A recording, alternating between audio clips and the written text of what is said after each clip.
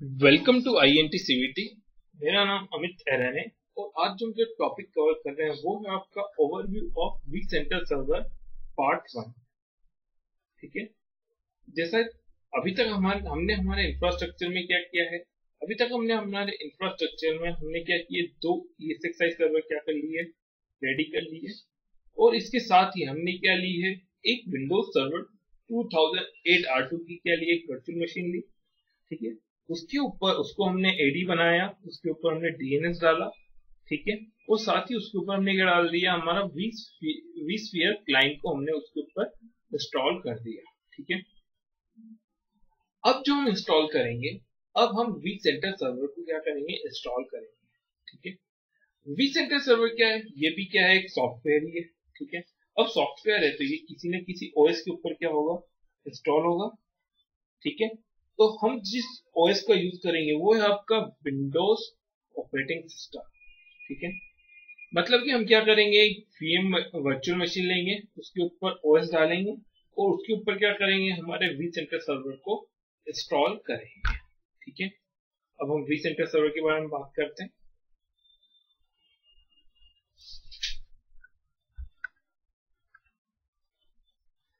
vCenter server is a service that act as a central administration point for ESXi host and their virtual machine connected on a network। मतलब कि vCenter server क्या है, vCenter server एक service है जो कि आपके एक सेंट्रल एडमिनिस्ट्रेशन पॉइंट की तरह क्या करती है, वर्क करती है, एक्ट करती है। ठीक है, जहां से आप क्या कर सकते हैं, आपकी सभी ESXi होस्ट और उनकी वर्चुअल मशीन को क्या कर सकते हैं, एक सेंट्रलाइज प्लेस से क्या कर सकते हैं, मैनेज कर सकते हैं। मतलब कि vCenter सर्वर के थ्रू क्या कर पाएंगे, आप सभी ESXi होस्ट और उनकी वर्चुअल मशीनों को एक साथ क्या कर पाएंगे, एक ही जगह से मैनेज कर पाएंगे। ठीक है, तो आपका मैनेजमेंट क्या हो जाएगा, बहुत ज्यादा इजी हो जाएगा। ठीक है, और इसके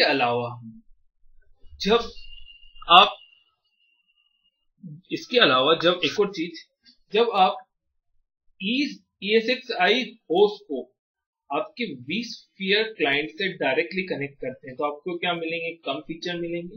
और जब आप आपके ESXi होस्ट को vCenter सर्वर के थ्रू कनेक्ट करते हैं तब आपके फीचर क्या होंगे, बढ़ जाएंगे। क्यों? क्योंकि ESXi होस्ट जो vCenter सर्वर है वो क्या करता है, ESXi के फीचर से उनको क्या करता है, इनेबल करता है। इसीलिए इसको क्या कहा जाता है, आपका इनेबलर भी कहा जाता है। ठीक है, फॉर एग्जाम्पल यदि आप vSphere क्लाइंट से डायरेक्टली ESXi को कनेक्ट करते हैं तो आपको कितने फीचर मिलेंगे, 10 फीचर मिलेंगे।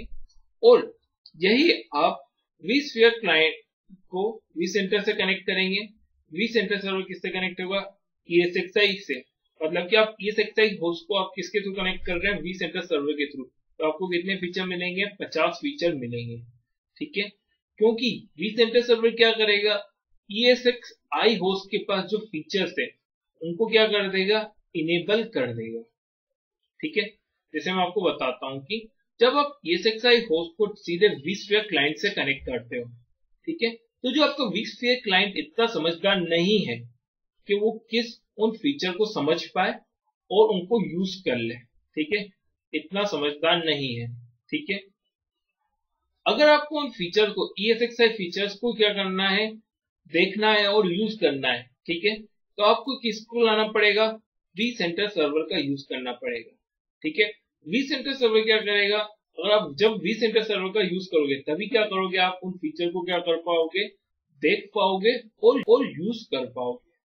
ठीक है, जैसे कि मैं आपको एक एग्जांपल देता हूं कि फॉर एग्जांपल आपके पास एक लैपटॉप है। ठीक है, लैपटॉप के अंदर क्या है, आपको कैमरा है, ग्राफिक्स कार्ड है, ऑडियो कार्ड है। ठीक है, अब आपको क्या करना है, इन सबको यूज करना है, इन सबके फीचर्स को क्या करना है, यूज करना है।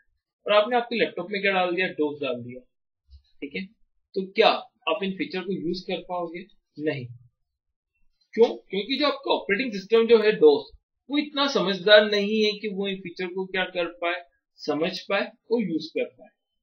ठीक है, वो इतना समझदार नहीं है कि इन फीचर को क्या कर सके, यूज कर सके। ठीक है, तो मतलब कि अगर मुझे फीचर यूज करना है तो मुझे क्या करना पड़ेगा, एक और ऑपरेटिंग सिस्टम डालना पड़ेगा, जैसे कि विंडोज 7।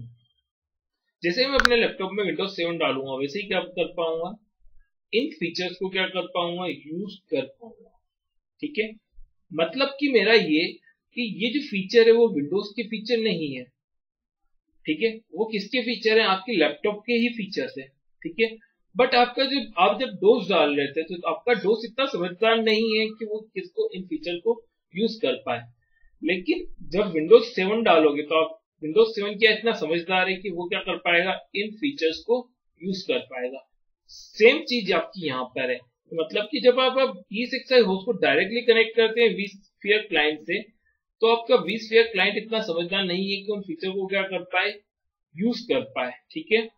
तो अगर आपको उन फीचर्स को यूज करना है तो उसके लिए आपको क्या लाना पड़ेगा, vCenter सर्वर का यूज करना ही पड़ेगा, ठीक है। जैसे कि अगर आप vSphere क्लाइंट से आप सीधे ESXi होस्ट को कनेक्ट करते हैं तो आपको क्लस्टर, vMotion, HADRS के फीचर नहीं मिलेंगे। अगर आपको ये फीचर यूज करना है तो आपको क्या करना पड़ेगा, आपके ESXi को इससे कनेक्ट करना पड़ेगा, किसके थ्रू कनेक्ट करना पड़ेगा, vCenter सर्वर के थ्रू क्या करना पड़ेगा, कनेक्ट करना पड़ेगा, तभी क्या कर पाएंगे आप इन फीचर को यूज कर पाएंगे, ठीक है। जब भी आप किसी ऑर्गेनाइजेशन में जाएंगे तो 99.99% आप क्या करेंगे, आप आपके ESXi होस्ट को किसके थ्रू, vCenter सर्वर के थ्रू क्या करेंगे, मैनेज करेंगे, ठीक है। आप ESXi होस्ट को डायरेक्टली कब कनेक्ट करेंगे, जब आप ESXi होस्ट को vSphere क्लाइंट से डायरेक्टली तब कनेक्ट करेंगे जब आपको कोई ट्रबल शूटिंग का काम करना है, ठीक है, तभी क्या करेंगे, आप डायरेक्टली कनेक्ट करेंगे, ठीक है। एक और चीज, हर vCenter सर्वर की क्या होती है, अपनी एक लिमिट होती है, ठीक है। मतलब कि एक vCenter सर्वर कितने 1000 होस्ट को मैनेज कर सकता है, ठीक है, या फिर कितनी 10,000 वर्चुअल मशीन को क्या कर सकता है, वो मैनेज कर सकता है, ठीक है।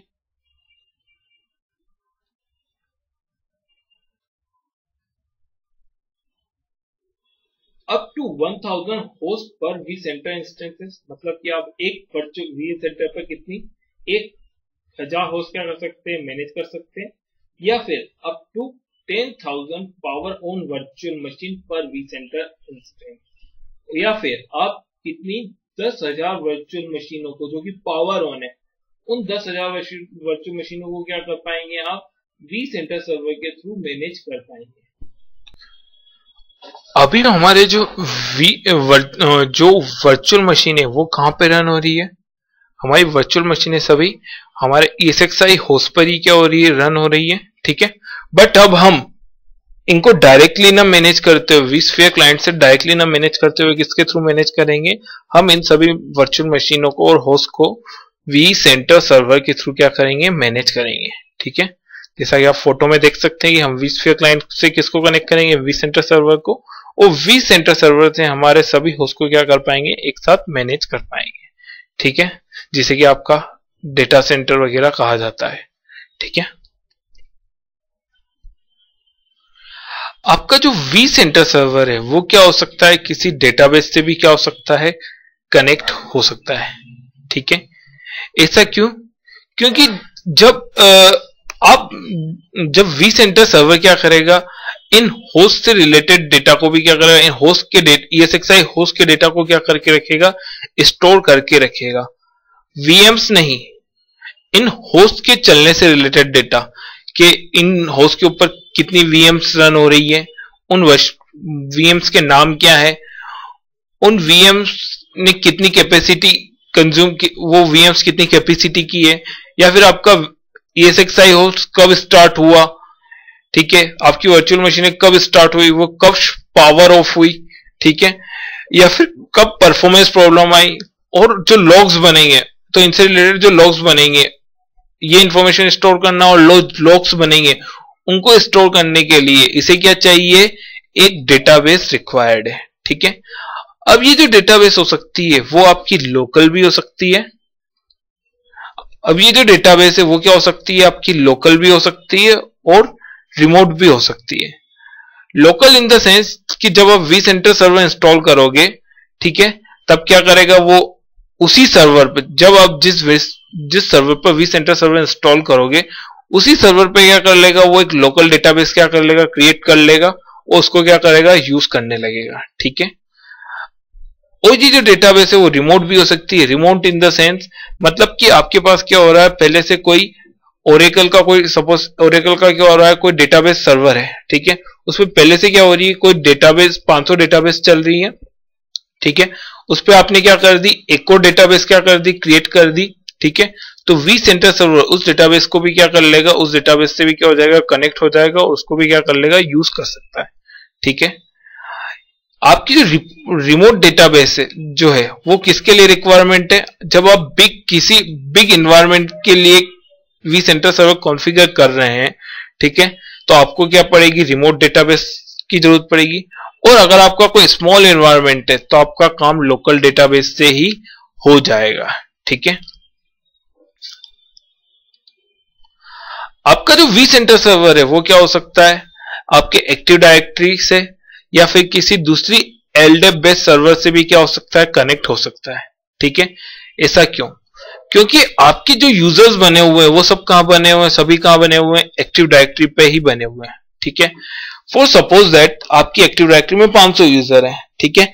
अब आप चाहते हैं कि इन 500 यूजर्स में से 50 यूजर क्या बन जाए, एडमिन बन जाए, 120 स्फीयर के लिए क्या बन जाए, 50 यूजर एडमिन बन जाए, 150 यूजर पावर यूजर बन जाए, ठीक है, वो 300 यूजर क्या रहे, नॉर्मल यूजर ही रहे, ठीक है। तो ये सारे यूजर आपको वी सेंटर में क्रिएट करने की जरूरत नहीं है, ठीक है।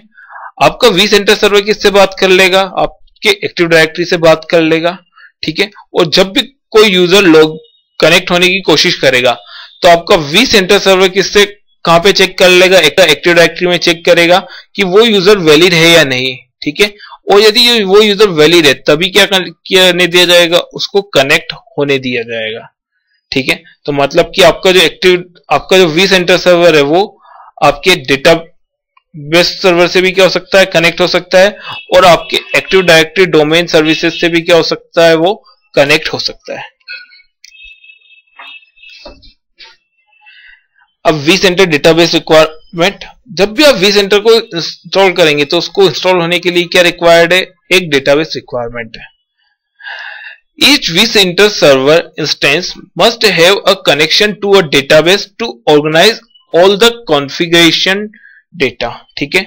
मतलब कि हर vCenter सर्वर को क्या चाहिए, कोई ना कोई एक डेटाबेस चाहिए, ठीक है, जहां पे वो होस्ट से रिलेटेड होस्ट के कॉन्फ़िगरेशन, जहां पे वो क्या कर सकेगा, vCenter सर्वर कॉन्फ़िगरेशन डेटा को क्या कर सके, आपके होस्ट के कॉन्फ़िगरेशन डेटा को क्या कर पाए, स्टोर कर सके, ठीक है।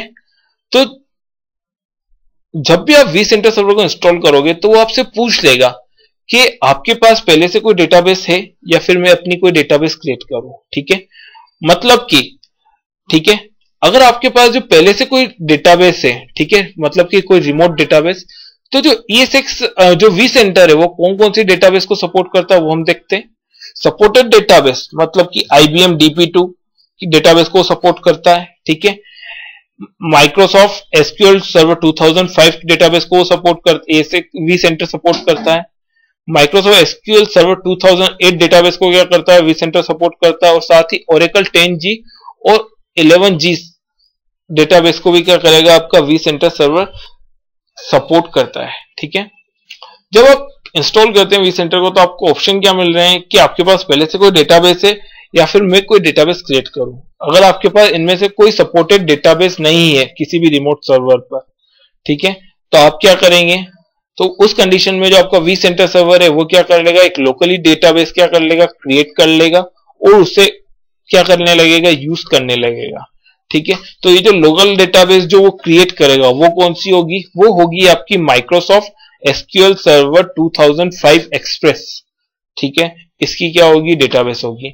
एक्सप्रेस मतलब कि उसके अंदर आपके एसक्यूएल के सारे फीचर्स नहीं होंगे, ठीक है। जैसे कि आता है कि नहीं आता है, आउटलुक आता है और एक आउटलुक एक्सप्रेस आता है, ठीक है। जो दोनों में जो आउटलुक एक्सप्रेस और आउटलुक में जो डिफरेंस है वही डिफरेंस क्या के अंदर है, आपका एसक्यूएल सर्वर और एसक्यूएल एक्सप्रेस के अंदर वही क्या है, डिफरेंस है।